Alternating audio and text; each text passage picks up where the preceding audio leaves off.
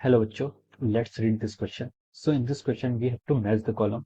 We have given two column first and column second. हमें यहाँ पर दो कॉलम दिए गए हैं, कॉलम वन और कॉलम सेकंड. कॉलम वन के करस्पॉन्डिंग एंट्रीज हैं. ए में इलेक्ट्रोमैग्नेटिज्म, बी में है डिटेक्शन ऑफ इलेक्ट्रोमैग्नेटिक वेव्स, सी में पूछा गया एक्सरे एंड डी में है आपका इलेक्ट्रॉन्स. ओके. कॉलम टू में देखिए आप, फर्स्ट में उसने हर्ट्ज गिवन है, सेकंड में आपको रॉन्टन गिवन है, थर्ड में आपको जे जे थॉमसन गिवन है एंड ऑप्शन फोर में आपको मैक्सवेल गिवन है. तो देखिए कॉलम वन में हमें एक्टिविटीज गिवन है या फिर हमें बताया कि एक्सरे इनकी डिस्कवरी किसने की थी, और राइट साइड में आपको क्या दिए गए, उनके करस्पॉन्डिंग उनकी जिन्होंने डिस्कवरी की थी उनके नाम दिए गए हैं. तो हमें क्या करना है यहाँ पर, ये आपको ऑप्शंस क्या करने हैं, मैच करने हैं. ओके. तो देखिए बच्चों, इस क्वेश्चन का की कॉन्सेप्ट, इस क्वेश्चन का की कॉन्सेप्ट आप क्या लिख सकते हैं. The key concept of this question, यहाँ पर हमें electromagnetism, electromagnetic wave, X-ray, electrons, ये सब दिया गया. Okay. So this question is, इस क्वेश्चन कर सकते हैं, इस क्वेश्चन का की कॉन्सेप्ट क्या होगा. This question is originated from our modern physics. यहाँ पर हमारा मॉडर्न फिजिक्स और इलेक्ट्रोमैग्नेटिज्म का क्या है, मॉडर्न फिजिक्स और इलेक्ट्रोमैग्नेटिज्म का आप बोल सकते हैं. इसका ये इसका की कॉन्सेप्ट है.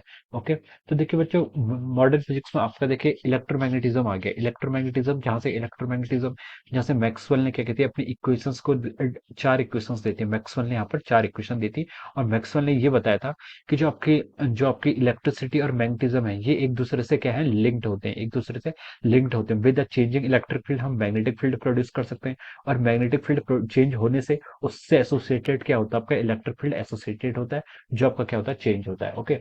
अब ये आपका क्या है, इलेक्ट्रोमैग्नेटिज्म है. और बाकी जो आपका पार्ट है, ये सब आपका मॉडर्न फिजिक्स का पार्ट है. इलेक्ट्रोमैग्नेटिक वेव्स की properties, X-rays, electrons, atomic models, तो ये सब क्या आपका ये पार्ट है. Okay.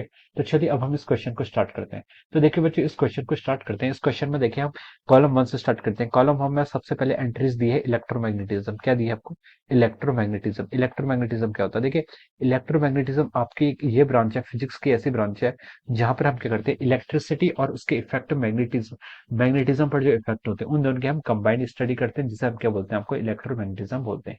Electromagnetism is a branch of physics in which we deals about the electricity and the effect. ठीक है, इलेक्ट्रिसिटी से जो जो आपके मैग्नेटिक फील्ड प्रोड्यूस होते हैं उन सबके इफेक्ट हम इलेक्ट्रोमैग्नेटिज्म में पढ़ते हैं. इस सब के इलेक्ट्रोमैग्नेटिज्म को किसने इसकी जो यहाँ पर बोल सकते हैं, इसमें जो मेजर कंट्रीब्यूशन है, मेजर कंट्रीब्यूशन किसका है, मैक्सवेल का है. मैक्सवेल ने यहाँ पर अपनी चार इक्वेशन दी थी इलेक्ट्रिक फील्ड और मैग्नेटिक फील्ड को एसोसिएट करते हुए, जिससे हम पूरी इलेक्ट्रोमैग्नेटिज्म क्या करते हैं, स्टडी करते हैं. ओके.